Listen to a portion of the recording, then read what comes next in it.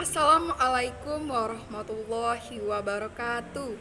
Sebelumnya, perkenalkan nama saya Kenzi Lodianti, NPM A1G01980, kelas 4C, Prodi PGSD, JIP Epkip Universitas Bengkulu. Di sini, saya memenuhi tugas mata kuliah Konsep Dasar Ilmu Ekonomi dan Geografi, dosen pengampu Bapak Panut Setiono SPD MPD dan Bunda DRA Wurjinem MSI.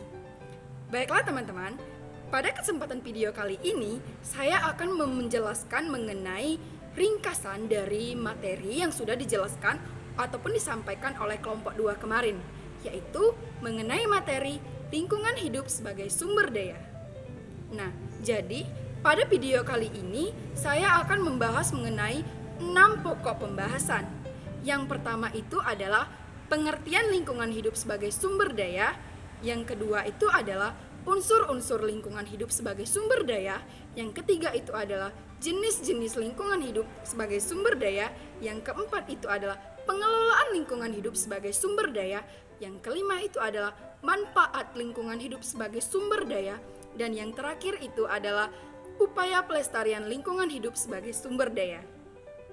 Baiklah teman-teman, langsung saja kita pada penjelasan yang pertama, yaitu mengenai pengertian lingkungan hidup sebagai sumber daya. Nah, jadi teman-teman, sebagaimana kita ketahui bahwasanya lingkungan hidup itu adalah segala sesuatu yang ada di sekitar manusia dan tentunya berhubungan timbal balik. Nah, lingkungan hidup itu adalah sistem yang merupakan kesatuan ruang antara makhluk hidup dan komponen abiotik lainnya. Interaksi antar lingkungan alamiah dan sekitarnya itu membentuk sistem ekologi atau yang sering kita kenal dengan sebutan ekosistem. Nah, jadi teman-teman, selain pengertian tersebut juga ada beberapa pengertian lingkungan hidup itu menurut beberapa ahli. Nah, yang pertama itu adalah menurut Bapak Sumarwoto, yang mana menurut Bapak Sumarwoto ini lingkungan hidup itu merupakan seluruh benda dan juga kondisi yang berada di dalam ruangan yang sedang kita tempati dan tentunya mempengaruhi hidup kita. Nah, yang kedua itu teman-teman menurut Emil Salim, yang mana menurut Emil Salim ini bahwasanya lingkungan hidup itu adalah semua benda, keadaan, kondisi, dan juga tentunya yang berada di dalam ruangan yang sedang kita tinggali, dan hal tersebut tentunya mempengaruhi hidup di sekitar kita, baik itu hewan, tumbuhan, dan juga manusia. Nah, selanjutnya teman-teman mengenai pengertian lingkungan hidup menurut Kamus Ekologi, yang mana menurut Kamus Ekologi ini lingkungan hidup itu diartikan sebagai keseluruhan yang berkaitan dengan makhluk hidup dan non-hidup yang secara alaminya di muka bumi ini dan tentunya di sebagian daerahnya. Nah, selanjutnya teman-teman, pengertian lingkungan hidup menurut Undang-Undang Nomor 32 Tahun 2009, yang mana menurut undang-undang ini bahwasanya lingkungan hidup itu merupakan kesatuan ruang semua benda, daya, keadaan, makhluk hidup, manusia, dan perilakunya yang mempengaruhi alam itu sendiri, kelangsungan kehidupan, dan kesejahteraan manusia dan makhluk hidup lainnya.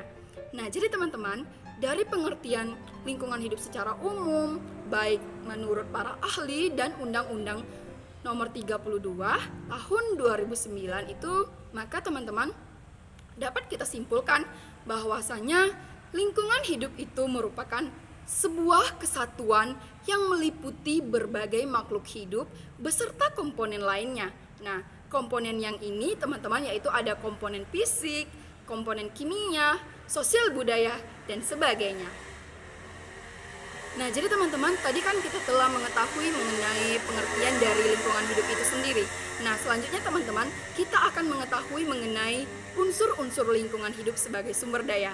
Nah, jadi teman-teman, menurut Undang-Undang Nomor 23 Tahun 1997 tentang pengelolaan lingkungan hidup, bahwasanya pengelolaan lingkungan hidup itu merupakan kesatuan ruang dengan benda, dan kesatuan makhluk hidup, termasuk di dalamnya itu ada manusia dan perilakunya yang melangsungkan kehidupan dan kesejahteraan manusia serta makhluk hidup lainnya. Nah, jadi teman-teman, bahwasanya kita ketahui pasti terdapat bahwasanya lingkungan hidup itu terdapat 3 unsur, yaitu unsur biotik atau hayati, unsur abiotik atau fisik, dan sosial budaya. Nah, yuk sama-sama kita mengetahui mengenai ketiga unsur tersebut. Nah, yang pertama tadi kan teman-teman ada unsur biotik, yang mana teman-teman unsur biotik ini merupakan semua makhluk hidup yang menempati bumi. Ada tumbuhan, hewan, manusia. Nah, jadi teman-teman, unsur biotik ini juga kita bisa rasakan di rumah. Misalnya ada tanaman, ada hewan, peliharaan, dan tetangga kita itu merupakan unsur biotik ataupun unsur hayati dan unsur lingkungan. Nah, selanjutnya yang terdiri dari tadi kan unsur biotik tadi kan terdiri dari manusia, hewan, tumbuhan, dan organisme kecil lainnya, teman-teman. Nah, selanjutnya teman-teman, bahwasanya berdasarkan kemampuan dalam mendapatkan makanan itu juga unsur ini dibagi menjadi 3. Yang pertama itu adalah autotrop, yang kedua itu adalah heterotrop, yang ketiga itu adalah dekomposer. Nah, jadi teman-teman, yang pertama itu tadi adalah autotrop. Nah, autotrop ini biasanya sering kita sebut sebagai produsen karena dapat membuat makanan baik untuk dirinya sendiri maupun untuk organisme lainnya. Nah, jadi teman-teman, ciri-ciri dari autotrop ini sendiri yaitu memiliki klorofil dan dapat berfotosintesis. Selanjutnya teman-teman yaitu heterotrop, yang mana teman-teman heterotrop ini biasanya sering kita sebut sebagai konsumen karena bisa mendapatkan makanan dari autotrop atau dari produsen tadi, atau memakan sesama heterotrop dan tidak dapat membuat makanan sendiri. Nah, jadi teman-teman, juga heterotrop ini bisa dibedakan menjadi 3, yaitu ada herbivora, karnivora, dan omnivora. Selanjutnya yaitu ada dekomposer.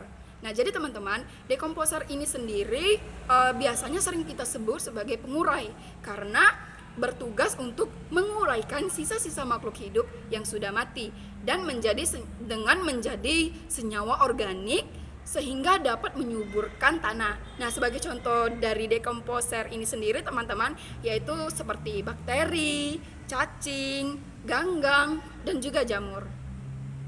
Nah, tadi kan itu mengenai unsur biotik. Selanjutnya teman-teman, kita akan mengetahui mengenai unsur dari abiotik ini sendiri. Nah, jadi teman-teman, unsur abiotik itu meliputi benda-benda yang tidak hidup.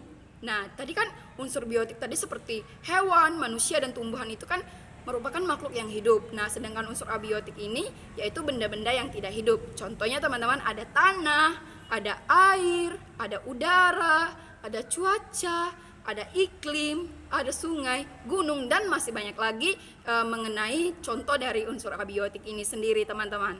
Nah, jadi teman-teman juga bahwasanya tanpa air dan udara tentunya makhluk hidup kita sebagai makhluk hidup ini tidak bisa bernapas atau bisa dikatakan bisa punah. Nah, jadi teman-teman, unsur abiotik atau sering disebut sebagai unsur fisika ini juga merupakan unsur yang sangat penting bagi kelangsungan kehidupan kita yang terdiri dari benda-benda yang sangat berpengaruh pada kehidupan makhluk hidup. Seperti tadi ada angin, air, cahaya matahari, derajat keasaman, garam, kelembapan udara, suhu, dan tanah. Nah, jadi teman-teman, itulah mengenai penjelasan dari unsur abiotik. Selanjutnya kita akan mengetahui mengenai unsur dari sosial. Nah, jadi teman-teman, Tadi kan kita telah mengetahui mengenai unsur biotik dan unsur abiotik. Selanjutnya yaitu unsur yang ketiga, yaitu unsur sosial budaya. Nah, jadi teman-teman, di dalam lingkungan hidup ini juga terdapat unsur sosial budaya, yang mana berbeda dengan unsur biotik dan abiotik tadi, bahwasanya unsur biotik dan abiotik tadi kan bisa dilihat dengan kasat mata. Misalnya tadi unsur biotik, ada hewan, tumbuhan, dan manusia, itu kan bisa kita lihat dengan kasat mata kita. Selanjutnya tadi unsur abiotik seperti tanah, air, itu kan bisa juga kita lihat dengan kasat mata. Nah, jadi teman-teman, berbeda dengan unsur sosial budaya ini, bahwasanya unsur sosial budaya ini tidak bisa dilihat dengan kasat mata kita. Nah, yang mana unsur ini tentunya bersifat abstrak. Contohnya seperti aturan, adanya sistem, adanya nilai, adanya gagasan, dan keyakinan.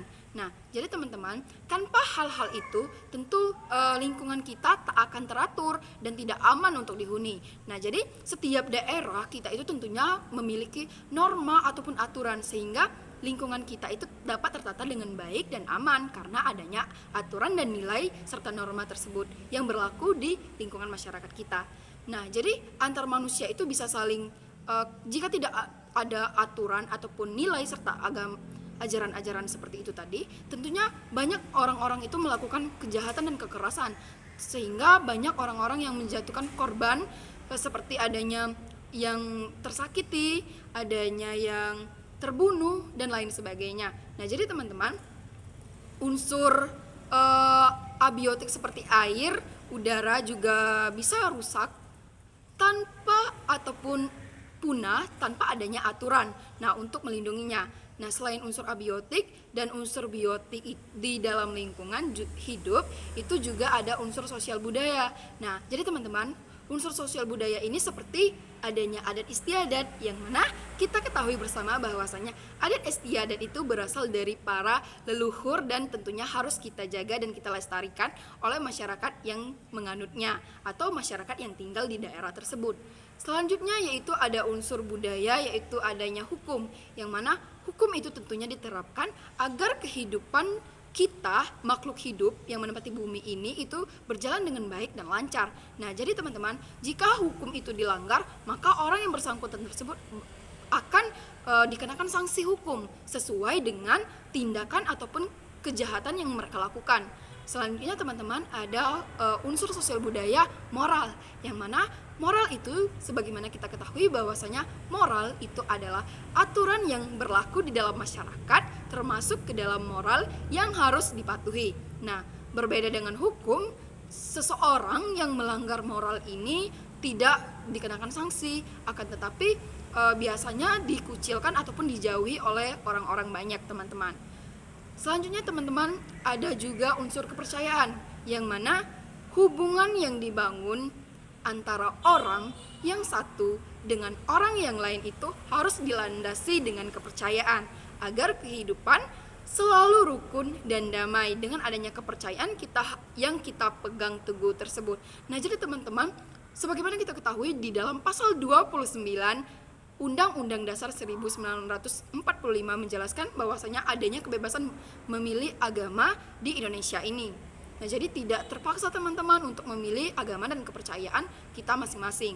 Selanjutnya ada kesenian, yang mana kesenian ini tentunya menjadi simbol keindahan di suatu lingkungan yang dapat dipelajari atau diciptakan oleh siapa saja dan dari mana saja pun. Nah, mungkin itu penjelasan mengenai unsur lingkungan hidup sebagai sumber daya. Selanjutnya penjelasan yang ketiga yaitu mengenai jenis-jenis lingkungan hidup sebagai sumber daya. Nah, jadi teman-teman, terdapat lingkungan di dalam jenis-jenis ini, terdapat ada lingkungan hidup alami dan lingkungan buatan atau binaan dan lingkungan hidup sosial. Nah, mari kita sama-sama mengetahui mengenai lingkungan hidup alami itu seperti apa sih? Nah, jadi teman-teman, lingkungan hidup alami itu adalah lingkungan hidup yang masih alami dan tentunya belum sama sekali bersentuh ataupun dipengaruhi oleh aktivitas manusia yang dominan. Nah, contoh dari lingkungan hidup alami ini sendiri, misalnya hutan hujan Amazon, lembah Okavango di Afrika, dan lain sebagainya, teman-teman. Selanjutnya yang kedua yaitu mengenai lingkungan buatan atau binaan. Nah, lingkungan hidup binaan ini merupakan lingkungan hidup alami yang sudah ada aktivitas manusia di dalamnya atau di sekitarnya, teman-teman. Nah, aktivitas manusia ini cenderung menurunkan kondisi ekologi lingkungan alami. Contoh dari lingkungan alami ini seperti adanya pantai yang dibuat sebagai objek wisata. Contohnya ada pantai Parangtritis. Nah, jadi teman-teman juga yang ketiga yaitu mengenai lingkungan hidup sosial.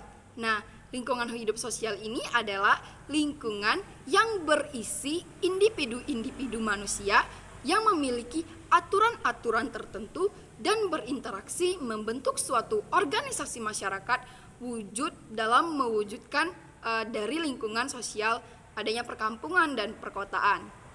Nah, contoh dari lingkungan hidup sosial ini sendiri, teman-teman, seperti adanya Kampung Naga. Nah, itulah mengenai penjelasan dari jenis-jenis lingkungan hidup sebagai sumber daya. Nah, selanjutnya kita akan mengetahui mengenai penjelasan dari pengelolaan lingkungan hidup sebagai sumber daya. Nah, jadi teman-teman, di dalam pengelolaan lingkungan hidup itu diartikan sebagai upaya yang sistematis dan terpadu yang dilakukan untuk melestarikan fungsi lingkungan hidup dan mencegah terjadinya pencemaran ataupun kerusakan lingkungan hidup yang meliputi perencanaan, pemanfaatan, pengendalian, pemeliharaan, pengawasan, dan penegakan hukum. Nah, jadi teman-teman, secara garis besar itu terdapat 4 lingkup dalam pengelolaan lingkungan hidup. Nah, yang pertama itu adalah pengelolaan lingkungan hidup secara rutin. Yang kedua itu adalah perencanaan dini dalam pengelolaan lingkungan suatu daerah yang menjadi dasar dan tuntutan bagi perencanaan pembangunan. Selanjutnya yang ketiga yaitu adanya perencanaan pengelolaan lingkungan berdasarkan perkiraan dampak lingkungan yang akan terjadi sebagai akibat suatu proyek pembangunan yang direncanakan. Dan yang keempat itu ada perencanaan pengelolaan lingkungan untuk memperbaiki lingkungan yang mengalami kerusakan karena alamiah maupun atas dasar ulah manusia itu sendiri. Nah, jadi teman-teman, perencanaan lingkungan yang akhir-akhir ini banyak mendapat perhatian yaitu meliputi 3 aspek. Nah, aspek ketiga dan aspek keempat tadi. Nah, berturut-turut untuk perencanaan proyek pembangunan dan untuk memperbaiki lingkungan yang mengalami kerusakan. Nah, perencanaan pengelolaan lingkungan untuk rencana proyek pembangunan itu biasanya teman-teman itu umumnya dilakukan berdasarkan perkiraan dampak apa yang diakibatkan dari proyek tersebut. Nah, metode perencanaan dampak lingkungan yang demikian ini bisa kita sebut sebagai analisis dampak lingkungan atau bisa disingkat dengan ANDAL, yang merupakan sarana untuk memeriksa kelayakan rencana proyek dari segi lingkungan, teman-teman. Nah, jadi teman-teman, manusia itu harus secara rutin untuk mengelola lingkungannya yang dilaksanakan oleh masyarakat secara sehari-hari. Misalnya dalam pembuangan sampah, penyaluran limbah rumah tangga. Petani secara rutin itu memelihara sengkedan, pengairan sawah, memberantas hama, penyakit dan sebagainya. Nah, selanjutnya dengan demikian bahwasanya pengelolaan lingkungan bukan jadi hambatan pembangunan, melainkan sebagai pendukung dari pembangunan tersebut. Nah, jadi teman-teman, itulah mengenai penjelasan dari pengelolaan lingkungan hidup sebagai sumber daya. Nah, penjelasan yang selanjutnya yaitu mengenai manfaat lingkungan hidup sebagai sumber daya. Nah, jadi teman-teman, lingkungan hidup itu adalah kesatuan antara seluruh makhluk hidup dan non-hidup yang meliputi berbagai unsur lingkungan serta manfaatnya, termasuk interaksi antara seluruh spesies dan sumber daya alam. Nah, jadi teman-teman, lingkungan hidup ini, hidup alami itu terjadi karena adanya proses dan tanpa adanya campur tangan oleh manusia. Nah, jadi terdapat bahwasanya lingkungan hidup alami itu tentunya memiliki beberapa manfaat bagi kehidupan kita, seperti bisa kita gambarkan bahwasanya yang pertama misalnya lingkungan hidup itu sebagai penyedia air. Nah, Jadi teman-teman, kita sebagai makhluk hidup, baik manusia, hewan maupun tumbuhan itu tentunya sangat membutuhkan air. Karena itu air tentunya menjadi salah satu hal yang penting dalam kehidupan kita. Jika kita kekurangan air, maka tentunya dapat dipastikan makhluk hidup itu akan menjadi lemas, sakit, bahkan bisa mati teman-teman. Selanjutnya teman-teman, lingkungan hidup itu bisa sebagai penyedia oksigen. Nah, sebagai makhluk hidup tentunya kita membutuhkan oksigen untuk bernapas. Nah, sama halnya dengan air. Jika kekurangan oksigen, maka kita tentunya akan kita sebagai makhluk hidup tentu akan lemas dan juga bahkan bisa mati teman-teman. Selanjutnya teman-teman, lingkungan hidup itu juga bisa sebagai penyedia sumber daya alam. Nah, salah satu contoh sumber daya alam yang ada di lingkungan hidup alami itu seperti adanya gas alam dan minyak bumi. Selanjutnya teman-teman, bahwasanya lingkungan hidup itu juga bisa sebagai penyedia tanah, sebagai sumber makanan, sebagai tempat hidup, dan juga menyediakan sumber makanan, oksigen, wisata, pendidikan, dan obat-obatan. Nah, manfaat tumbuhan dan selain itu juga terdapat manfaat tumbuhan dan satwa liar dalam menyerap karbon. Kemudian manfaat kelelawar dalam penyerbukan bunga, buah seperti durian. Nah, jadi peran kerang atau tiram di dalam menetralisir zat pencemaran laut. Selanjutnya, manfaat alam lainnya itu bisa menyediakan berbagai sumber obat-obatan, penelitian, pengetahuan, kesehatan, dan lain sebagainya. Nah, selanjutnya manfaat lingkungan hidup itu sebagai sumber daya manusia. Nah, sebagaimana kita ketahui bahwasanya udara itu digunakan untuk bernapas. Nah, oksigen itu merupakan gas yang vital bagi kehidupan makhluk hidup. Selanjutnya teman-teman, tadi kan air yang bisa kita gunakan untuk memenuhi kebutuhan kita sehari-hari. Untuk juga bisa untuk sebagai bahan pangan untuk makhluk hidup lainnya, untuk lahan supaya lahan itu subur dengan adanya ketersediaan air yang cukup. Seperti sehingga tanaman subur seperti padi, ketela, ubi, sayuran, dan buah-buahan itu bisa tumbuh dengan subur demi mencukupi kelangsungan ataupun kebutuhan pangan kita sebagai makhluk hidup. Selanjutnya teman-teman juga bahwasanya hutan itu juga berfungsi sebagai untuk mengatur udara dan air. Nah, hutan ini teman-teman dapat menyediakan oksigen yang melimpah dan bisa menyerap karbon dioksida sehingga tentunya suhu di sekitar kita ini tidak terlalu panas. Selanjutnya sumber energi seperti angin, tenaga matahari, air, panas bumi itu bisa kita manfaatkan untuk pembangkit listrik. Selanjutnya teman-teman, lahan dan tanah itu dapat kita manfaatkan sebagai lahan ataupun untuk membuat rumah sebagai tempat tinggal kita, seperti permukiman dan perkotaan seperti itu. Selanjutnya teman-teman, hewan dan tumbuhan itu juga dapat kita gunakan sebagai sumber makanan. Nah, yang terakhir yaitu manfaat dari mikroorganisme yang itu berperan di dalam menguraikan sisa-sisa jasad hidup yang telah mati. Nah, jadi teman-teman, itulah mengenai penjelasan dari manfaat lingkungan hidup sebagai sumber daya. Selanjutnya, penjelasan yang terakhir yaitu mengenai upaya pelestarian lingkungan hidup sebagai sumber daya. Nah, jadi teman-teman, usaha-usaha pelestarian lingkungan hidup itu merupakan tanggung jawab kita bersama. Jadi, dalam hal ini tentunya lingkungan hidup itu tidak hanya merupakan tanggung jawab pemerintah, akan tetapi juga tanggung jawab antara pemerintah dan juga masyarakat. Nah, jadi teman-teman, pemerintah itu telah banyak mengeluarkan kebijakan-kebijakan yang bisa dijadikan sebagai payung hukum, yaitu bagi aparat pemerintah dan juga masyarakat itu dalam bertindak untuk melestarikan lingkungan hidup. Nah, jadi teman-teman, beberapa kebijakan yang telah dikeluarkan pemerintah itu seperti yang pertama itu adalah Undang-Undang Nomor 4 Tahun 1982 tentang ketentuan-ketentuan pokok pengelolaan lingkungan hidup. Yang kedua itu adalah surat keputusan Menteri Perindustrian nomor 148/11/SK/4/1985, yaitu tentang pengamanan bahan beracun dan berbahaya di perusahaan industri.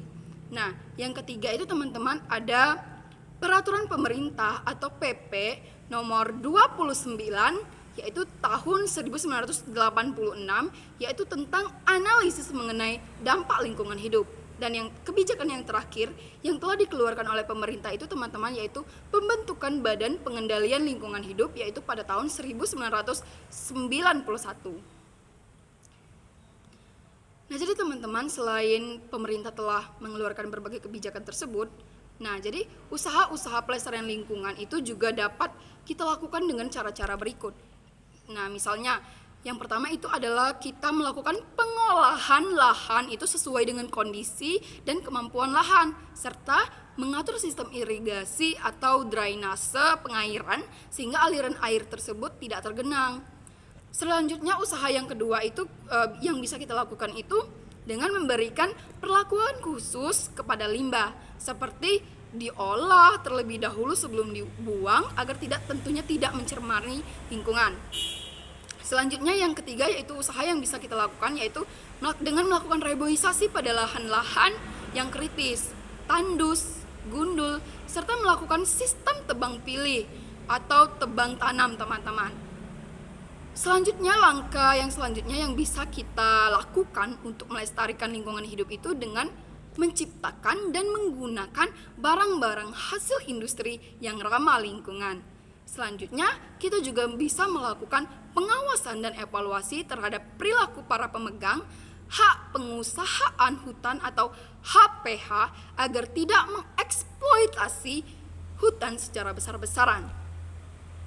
Nah, selain dari usaha-usaha yang bisa kita lakukan tadi, kita sebagai seorang mahasiswa itu juga bisa melakukan usaha-usaha dalam pelestarian lingkungan. Nah, jadi usaha-usaha itu misalnya yang pertama itu teman-teman, kita harus bisa menghemat dalam penggunaan kertas dan pensil. Kita juga bisa membuang sampah itu pada tempatnya. Jadi jangan sembarang buang, teman-teman. Jadi buanglah sampah pada tempatnya, karena kita ketahui bahwasanya kebersihan itu merupakan sebagian dari iman. Jadi ketika kita telah membuang sampah pada tempatnya dan lingkungan kita bersih, maka kita tentunya akan ataupun telah menerapkan dari adanya unsur agama tersebut. Selanjutnya kita juga bisa memanfaatkan barang-barang hasil dari daur ulang. Misalnya kita bisa berpikir inovasi untuk mengolah dan mendaur ulang dari sampah-sampah yang tidak terpakai tadi. Nah, selanjutnya kita juga bisa menghemat penggunaan listrik, air, BBM, serta menanam dan merawat pohon di sekitar lingkungan kita. Nah, jadi teman-teman, di samping usaha pelestarian lingkungan hidup ini, tentunya harus dimulai dari setiap individu dengan tentunya menitik beratkan pada kesadaran akan pentingnya lingkungan bagi kehidupan manusia dan pelestarian alam. Nah, jadi teman-teman, pada intinya dari penjelasan materi ataupun rangkuman materi dari kelompok 2 tadi, di sini saya akan memberikan saran. Nah, jadi teman-teman, lingkungan hidup itu sangat berarti bagi kita, terlebih lagi bagi kelangsungan makhluk hidup di muka bumi ini. Jadi teman-teman, kita sebagai makhluk hidup, alangkah baiknya kita harus segera merawat, melestarikan, melindungi lingkungan sehingga lingkungan kita bisa menjadi bersih, tertata. Tentunya ketika lingkungan kita bersih dan tertata, maka lingkungan tersebut akan memberikan kenyamanan dan keamanan bagi kita sendiri. Nah, selanjutnya ada pesan lagi dari saya, teman-teman, bahwasanya kita sebagai generasi penerus bangsa itu harus bisa memanfaatkan sumber daya alam yang terbatas, karena kita ketahui bahwasanya kita kebutuhan manusia itu kan tak terbatas, sedangkan sumber daya alam itu terbatas. Nah, jadi teman-teman, kita harus bisa berpegang teguh pada adanya prinsip keberlanjutan, yang mana dengan kita memegang teguh adanya prinsip keberlanjutan tersebut, maka tentunya akan bermanfaat bagi kita sendiri di masa kini dan masa yang akan datang. Nah, jika kita telah mengelola lingkungan hidup itu dengan memanfaatkannya secara bijaksana, maka tentunya anak cucu kita nanti akan bisa merasakan dari manfaat adanya sumber daya alam tersebut bagi kehidupan manusia di muka bumi ini. Nah, jadi teman-teman, marilah kita sekarang untuk melestarikan lingkungan hidup dan merawat lingkungan hidup. Kalau bukan kini, kapan lagi? Kalau bukan kita, siapa lagi? Terima kasih. Itulah mengenai rangkuman dari materi lingkungan hidup sebagai sumber daya. Lebih dan kurang saya mohon maaf. Wassalamualaikum warahmatullahi wabarakatuh. Terima kasih.